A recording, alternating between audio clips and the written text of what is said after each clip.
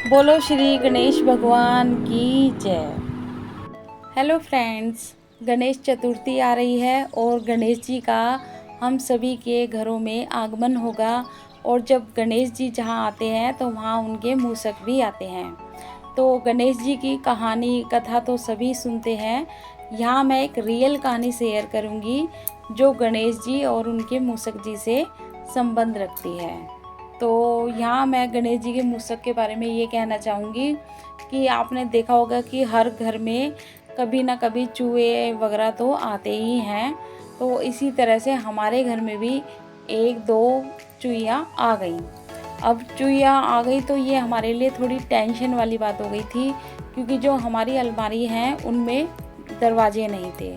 अब जब दरवाजे नहीं होंगे तो नेचुरल है चूहियाँ आराम से घुस जाएगी और आपके कपड़ों को नुकसान भी कर सकती है। तो इसीलिए मैंने कहा कपड़े वो नुकसान ना करे, उन्हें ना काटे।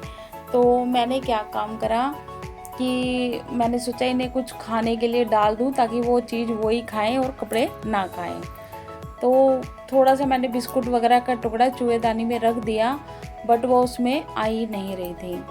फिर एक दिन मॉर्निंग में मैं जब सुबह सुबह खाना बना रही थी बच्चों के लिए टिफ़िन, तो मैं गरम गरम रोटी सेक रही थी और चूहिया ढूंढते ढूंढते हमारे किचन पहुंच गई। और स्लैब पे बार बार वो उछल उछल के उस डलिया के पास आ रही थी जो मैंने रोटी सेक सेक के रख रही थी जिस डलिया में। अब मुझे ऐसा लगा भी कहीं ऐसा ना हो ये चूहिया इस रोटी पे मुंह मार दे, रोटी तो थोड़ी वेस्ट होएगी, साथ ही साथ कहीं ऐसा ना हो उसका मुंह भी जल जाए। तो मैंने उसके लिए एक छोटा सा रोटी बनाई गोल सी और उसे ठंडा करा और थोड़ी दूरी पर डाल दी। अब वो चूहिया आई और उस रोटी की जो छोटी सी रोटी बनाई थी मैंने उसको वो ले गई। तो मुझे लगा कि चलो भाई आराम से रोटी खा लेगी, कोई बात नहीं, उसका भी पेट भर जाएगा। जब हमारे यहाँ इतने लोगों का खाना बन रहा है तो नेचुरल है जब वो हमारे घर आए हैं तो वो भी हमारे एक तरह से मेहमान ही हैं। अब आप देखिएगा मेहमान जो होते हैं ना थोड़े दिन के ही सही होते हैं, लेकिन वो ज़्यादा टिक जाते हैं ना तो वो भी थोड़े हलचल मचा ही देते हैं, चाहे वो फिर जानवर हो, पशु पक्षी हो या फिर इंसान हो। तो कोई बात नहीं, हमारा फ़र्ज़ था हमारे घर आए मेहमान का स्वागत करना। तो लेकिन इस दौरान जैसे मैं उसे रोटी देती थी तो उस दौरान चूहिया ने कभी भी कोई किसी भी कपड़े को नहीं काटा। तो मैं बस इस बात से ही खुश थी और रोज़ खुशी खुशी मैं उसके लिए एक छोटी सी रोटी बना के अलग से रख देती थी। अब कई बार ऐसा भी होता था ना, मुझे लेट हो जाता था, जैसे देर हो गई या मैं चूहिया की रोटी बनाना भूल जाती थी, तो फिर है ना वो बार बार आती और ये दिखाती कि भाई मुझे रोटी दो, इस तरह से शो करती थी।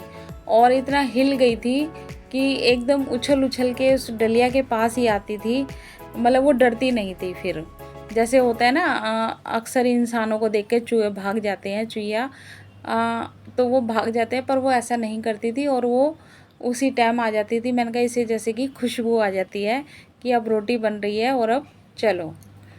तो ऐसे ही कुछ दिनों तक चलता रहा। फिर एक दिन मैं घर में सफाई कर रही थी तो मैंने देखा जैसे जितनी रोटी उससे खाई जाती थी चूहिया से, तो उतनी रोटी खाती थी और बाकी वो एक मसालदानी के पीछे इकट्ठा कर देती। साथ ही साथ जब चूहिया कहीं भी रोटी वगैरह इकट्ठा करती हैं तो वो वहीं पे मैंगनी भी कर देती हैं। अब आप जानते हो कि जब घर साफ़ सुथरा करते हैं तो बिल्कुल क्लीन अच्छा लगता है। हमें रोटी देना तो अच्छा लगता है, लेकिन जब कोई ज़्यादा गंद मचा देता है तो वो हमें अच्छा नहीं लगता, चाहे हम इंसान हो या जानवर हो। तो इसी तरह से कोई बात नहीं, मैंने सफाई तो कर दी। फिर भी कोई बात नहीं, चलो रोटी देते रहें, कोई बात नहीं, सफाई भी कर देंगे। सबसे बड़ी खुशी तो इसी बात की थी कि वो नुकसान भी नहीं कर रही थी। लेकिन एक दिन हुआ क्या कि जैसे कभी कई बार ऐसा होता था, मैं अलमारी खोल रही हूँ और चूहिया है जो हैंगर में टंगी हुई साड़ी के ऊपर ऐसे बैठी हुई है और वो डर के भागी नहीं, और मैं उसे देख रही हूँ और वो मुझे देख रही है, मतलब सामने, कि जैसे कि कितनी जान पहचान हो गई हो। फिर भी कोई बात नहीं, मैं डर गई, बल्कि वो छुइया नहीं डरी। तो लेकिन फिर मैंने कहा अब कर ही क्या सकती हूँ ऐसी स्थिति में। अब वो चुहिया अलमारी में कहाँ से घुस गई मेरे को पता ही नहीं। एक लोहे की अलमारी भी थी तो उसमें ऐसा हुआ। तो फिर एक दिन मैं दिन में लेटी हुई थी, सो रही थी। अब वो चुईया इतनी हिल गई कि आके मेरे ऊपर ही चढ़ने लग गई। मेरे हाथ पे चल रही थी जैसे कि किसी फ्लाईओवर पे चल रही हो। एकदम से अचानक से मेरी आँख खुली कि ये गुदगुदी सी क्या हो रही है। देखा तो मेरे हाथों पे वो चुईया चल रही थी। तो मैं डर गई। भाई सही बताएं, रोटी देना अलग बात है। कोई भी जानवर हो ना, जब आप उसे प्यार से रोटी देते हैं तो वो आपको अच्छा लगता है। लेकिन जब वही जानवर मतलब कुछ ऐसा कार्य करता है कि जिससे कि आपको हानि हो या आप उसमें कंफर्टेबल ना हो, तो फिर आपको थोड़ी सी परेशानी उससे होती है।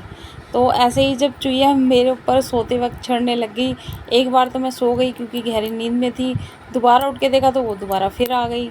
अब मैंने देखा भैया ये तो बहुत हिल गई है और इसका बस चलेगा तो दिन में ये ऐसे ही घूमेगी और मेरे साथ खेलने लगेगी। तो फिर मैं परेशान हो गई थोड़ा, और फिर मैंने गणेश भगवान जी से मन ही मन प्रार्थना करी कि गणेश भगवान जी, आपके मूषकवाहन ने बहुत हमें परेशान कर दिया है, कृपा करके इन्हें घर से बाहर कीजिए। क्योंकि जब चूहे वगैरह ज़्यादा आ जाते हैं ना, एक तो शॉर्टकट रास्ता यही होता है कि लोग दवाइयाँ डाल देते हैं या फिर कुछ पिंजरा लगाते हैं। तो पिंजरा वगैरह तो फिर भी ठीक है, लेकिन दवाइयाँ डाल के उन्हें मारना थोड़ा अच्छा नहीं लगता। तो ऐसे में मैंने किसी के मुँह से एक उपाय सुना था कि चूहे अगर आपको ज़्यादा परेशान कर रहे हो और बहुत कोशिश करने के बाद भी नहीं जा रहे हो, तो ये उपाय आप करके देख सकते हैं।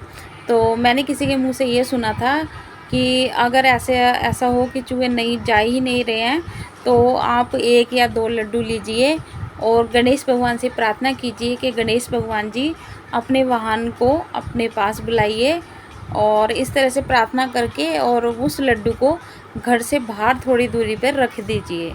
थोड़े समय बाद चूहिया या चूहे जो भी हैं वह अपने आप ही चले जाएंगे।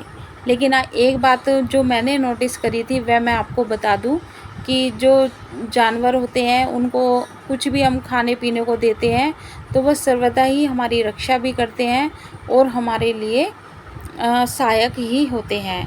और इसका एक सबसे बड़ा मैंने जो वो देखा ये था कि एक बार जैसे कि हमने देखा कि हमारे घर के अंदर ही एक चूहा था जो बिल्कुल अपने आप ही बेहोशी की हालत में मिला। तो मतलब इसका अर्थ ये था कि जैसे कि हमारे घर पर या हमारे घर के परिवार पर किसी पर भी कोई ऐसी होनी आती है जैसे, तो उसके कारण वो अपने ऊपर ले गया। तो कोई भी जानवर है तो जब ऐसी अवस्था में पाया जाता है तो वो आपके घर की बला है जो अपने ऊपर ले जाता है। तो इस तरह से जानवर भी जो होते हैं ना, वह हमारे लिए बहुत सहयोगी होते हैं। तो इसलिए उन्हें रोटी वगैरह तो दीजिए, साथ ही साथ उन्हें कोशिश कीजिए, अगर आप उससे ज़्यादा परेशान हो गए हैं तो एक तरीके से उन्हें बाहर कीजिए। तो वैसे भी चूहे महाराज है जो गणेश जी के वाहन हैं, तो जिस तरह से हम गणेश भगवान की पूजा करते हैं तो उसी तरह हमें उनके वाहन को भी आदर देना चाहिए। तो यही मेरी एक छोटी सी स्टोरी थी। अगर आपको ये रियल स्टोरी पसंद आई हो तो मेरे वीडियो को लाइक कीजिएगा, शेयर कीजिएगा एंड मेरे चैनल को सब्सक्राइब कीजिएगा। और अगर आप ऐसी ही बहुत सी ट्रू स्टोरी सुनना चाहते हो तो मुझे कमेंट करके बताइएगा कि अब मैं आपके साथ क्या ऐसी स्टोरी शेयर करूं। और अगर आपको वाकई में पसंद आई हो तो please like share and subscribe. बोलिए श्री गणेश भगवान की जय।